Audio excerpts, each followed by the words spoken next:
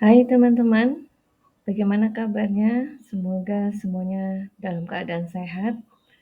Baik, teman-teman, hari ini saya akan membahas mengenai kegiatan-kegiatan bank.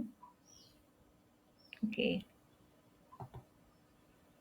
Capaian pembelajaran kita hari ini mengenai kegiatan-kegiatan bank. Yang pertama adalah mengetahui apa saja kegiatan bank umum. Yang kedua, mengetahui apa saja kegiatan dari Bank Perkreditan Rakyat. Dan yang ketiga adalah untuk mengetahui apa saja kegiatan dari bank campuran dan bank asing. Baik, sebelum kita memasuki atau membahas mengenai apa saja kegiatan dari bank, langkah baiknya kita review sedikit mengenai definisi dari bank terlebih dahulu. Yang pertama, kata bank sendiri itu berasal dari bahasa Italia, yaitu banca, yang berarti bangko. Kemudian menurut Undang-Undang Republik Indonesia Nomor 10 Tahun 1998, tanggal 10 November 1998, bank adalah badan usaha yang menghimpun dana dari masyarakat dalam bentuk simpanan dan menyalurkannya kepada masyarakat dalam bentuk kredit dan atau bentuk-bentuk lainnya dalam rangka meningkatkan taraf hidup rakyat banyak. Jadi ada 3 poin utama kalau kita mencoba memahami dari definisi atau pengertian dari bank itu sendiri adalah bank adalah tugasnya yang pertama adalah badan usaha yang menghimpun dana, ya. Yang kemudian yang kedua, selain menghimpun dana, bank juga menyalurkan dana tersebut. Tujuannya apa? Yang ketiga yaitu tujuannya meningkatkan taraf hidup rakyat banyak, ya. Jadi 3 poin tersebut merupakan indikator atau definisi dari sebuah bank. Oke, selanjutnya untuk jenis-jenis bank, yang pertama jika dilihat dari segi fungsinya ada bank umum dan yang kedua adalah Bank Perkreditan Rakyat atau BPR. Jika dilihat dari segi kepemilikannya jenis bank, ada yang pertama yaitu bank milik pemerintah, ya. Yang kedua bank milik swasta nasional, yang ketiga bank milik koperasi, yang keempat bank milik asing, dan yang kelima adalah bank milik campuran. Untuk poin yang ketiga, jenis bank, jika dilihat dari statusnya, yang pertama itu adalah bank devisa, dan yang kedua adalah bank non-devisa. Oke, jenis bank yang selanjutnya, yang nomor 4, jika dilihat dari segi cara menentukan harga, yang dibagi menjadi 2 ya, yaitu bank yang berdasarkan prinsip konvensional dan yang kedua yaitu bank yang berdasarkan pada prinsip syariah. Oke. Kita masuk ke poin utama dalam pembahasan kita kali ini mengenai kegiatan bank. Oke, tadi bank ada bank umum ya, kegiatan bank umum. Yang pertama, kegiatan dari bank umum yang pertama adalah menghimpun dana dari masyarakat atau funding. Jadi kegiatan yang utama dari bank itu adalah menghimpun dana dari masyarakat atau funding. Nah, menghimpun dana dari masyarakat itu bentuknya seperti apa ya? Bisa dalam bentuk simpanan giro ya atau demand deposit. Yang kedua simpanan tabungan. Yang ini yang kita sangat familiar ya, yang saya yakin hampir sebagian besar dari teman-teman semuanya sudah sangat dekat ya atau mengetahui kalau istilah mau kemana, mau menabung ke bank, nah, umumnya itu adalah simpanan tabungan ini ya atau saving deposit. Yang ketiga simpanan deposito atau time deposit. Oke, kita masuk ke kegiatan bank umum yang kedua. Selain menghimpun dana dari masyarakat, bank juga memiliki kegiatan yaitu menyalurkan dana tersebut ke masyarakat atau lending. Menyalurkan dana ke masyarakat itu dalam bentuk apa contohnya? Yaitu melalui penyaluran atau pemberian kredit dalam bentuk kredit investasi atau kredit modal kerja, dan yang ketiga kredit perdagangan. Oke.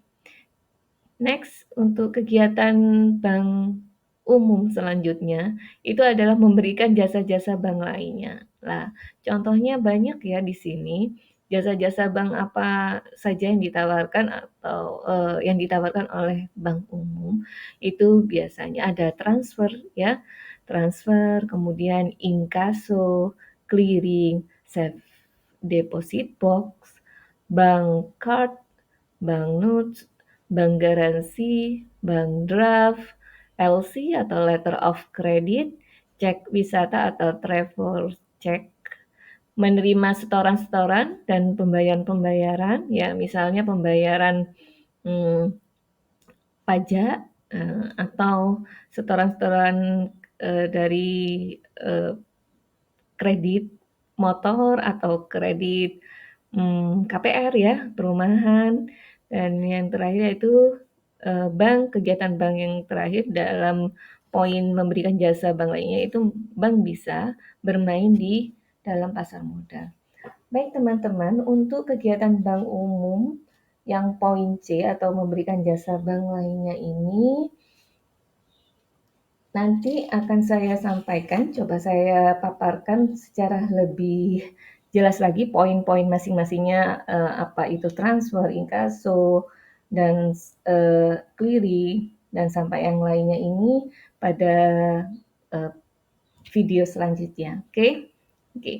Oke, kita review dulu sebelum kita masuk ke kegiatan bank perkreditan rakyat. Tadi untuk bank umum kegiatannya itu yang pertama yaitu menghimpun dana dari masyarakat atau funding ya. Penghimpunnya dalam bentuk simpanan giro, simpanan tabungan, dan simpanan deposito. Atau bisa juga, atau kegiatan bank yang selanjutnya yaitu menyalurkan dana ke masyarakat, dan menyalurkan dana ini melalui pemberian kredit ya, baik kredit investasi, kredit modal kerja, dan kredit perdagangan. Kegiatan bank umum yang ketiga yaitu memberikan jasa-jasa bank lainnya ya, dari melalui contohnya adalah jasa yang lainnya yang ditawarkan oleh bank adalah jasa transfer, inkaso, clearing, safe deposit box, dan lain sebagainya. Oke. Baik teman-teman, kita masuk ke bahasan selanjutnya, kegiatan dari bank BPR atau Bank Perkreditan Rakyat. Oke, sebelum kita bahas mengenai apa saja kegiatan-kegiatan dari BPR, kita spill dulu sedikit ya, BPR itu apa? BPR atau Bank Perkreditan Rakyat, yaitu bank yang melaksanakan kegiatan perbankannya secara konvensional atau berdasarkan prinsip syariah, tetapi kegiatannya tidak memberikan jasa dalam lalu lintas pembayaran. Oke. Yang kedua, jadi kegiatannya BPR itu lingkupnya jauh lebih sempit dibandingkan dari bank umum ya. Tugas BPR hanya terbatas pada penghimpunan dana dalam bentuk tabungan atau deposito dan dapat menyalurkan dana tersebut dalam bentuk kredit investasi, kredit modal kerja, atau kredit perdagangan. Jadi BPR ini lingkupnya atau gerak kegiatannya lebih sempit jika dibandingkan dengan bank umum ya teman-teman. Oke, apa saja kegiatan bank perkreditan rakyat? Yang pertama hampir sama ya dengan bank umum. Kegiatan bank umum yang pertama tadi adalah menghimpun dana. Nah, tapi karena memang BPR ini lingkupnya kegiatannya lebih sempit atau terbatas, penghimpunan dana oleh BPR itu terbatas pada simpanan tabungan dan simpanan deposito saja, ya. Yang kedua, kegiatan yang kedua itu Bank BPR dapat menyalurkan dananya, ya, dalam bentuk kredit investasi, kredit modal kerja, maupun kredit perdagangan. Ada beberapa larangan bagi BPR dalam melakukan suatu kegiatan operasionalnya, ya teman-teman. Yang pertama, BPR dilarang menerima simpanan giro, ya. Yang kedua, BPR juga tidak diperkenankan mengikuti clearing. Yang ketiga, BPR dilarang melakukan kegiatan falas atau valuta asing. Sedangkan yang keempat, BPR dilarang melakukan kegiatan perasuransian. Itu. Selanjutnya kita masuk ke kegiatan bank campuran dan bank asing. Oke. Pada umumnya bank asing dan bank campuran yang bergerak di Indonesia itu adalah bank umum, ya. Dan tugasnya sama dengan bank umum lainnya. Namun mereka lebih dikhususkan dalam bidang-bidang tertentu dan ada juga larangan tertentu pula. Oke. Bank campuran, kita lihat definisinya dari bank campuran, adalah bank umum yang didirikan bersama oleh satu atau lebih bank umum yang berkedudukan di Indonesia dan didirikan oleh warga negara Indonesia, ya, dan atau badan hukum Indonesia yang dimiliki sepenuhnya oleh warga negara Indonesia dengan satu atau lebih bank yang berkedudukan di luar negeri. Kepemilikan saham bank campuran itu dimiliki oleh pihak asing dan pihak swasta nasional, ya teman-teman. Kepemilikan sahamnya secara mayoritas dipegang oleh warga negara Indonesia. Oke, kita lanjutkan bank campuran sendiri. Berarti kesimpulannya kurang lebih seperti ini teman-teman. Jadi bank campuran itu adalah bank yang sahamnya dimiliki oleh beberapa badan hukum, ya. Bank milik campuran ini adalah bank yang sahamnya dimiliki oleh dua pihak atau badan hukum dalam negeri dan luar negeri. Artinya, pendiri dari bank tersebut tidak hanya badan hukum nasional, namun juga bekerjasama dengan pihak luar negeri. Istilah bank milik campuran ini juga sering disebut dengan istilah joint venture dan mayoritas sahamnya itu dipegang oleh badan hukum dalam negeri. Oke, kita masuk ke selanjutnya, yaitu bank asing, ya adalah bank yang merupakan cabang dari bank yang ada di luar negeri, baik milik swasta asing atau pemerintah asing. Kepemilikannya dimiliki oleh pihak luar negeri, ya. Oke. Kegiatan-kegiatan dari bank asing dan bank campuran, yang pertama adalah dalam mencari dana, baik bank asing maupun bank campuran, itu dilarang menerima simpanan dalam bentuk simpanan tabungan. Ya. Jadi, untuk mencari dana atau menghimpun dana, funding, bank asing dan bank milik campuran juga bisa melalui memberikan servis atau jasa simpanan giro serta deposito, ya. Tapi untuk tabungan biasa individu itu tidak diperkenankan. Namun bank milik campuran, ya, tidak diperbolehkan untuk menerima simpanan berupa tabungan dari nasabah.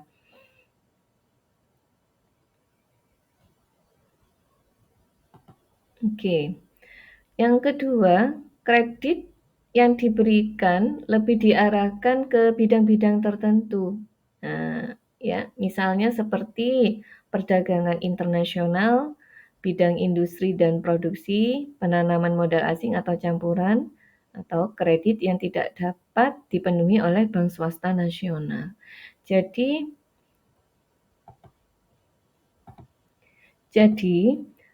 penyaluran dana yang diperbolehkan dilakukan oleh bank campuran maupun bank asing itu melalui pemberian pinjaman kepada masyarakat atau lebih sering kita disebut sebagai kredit.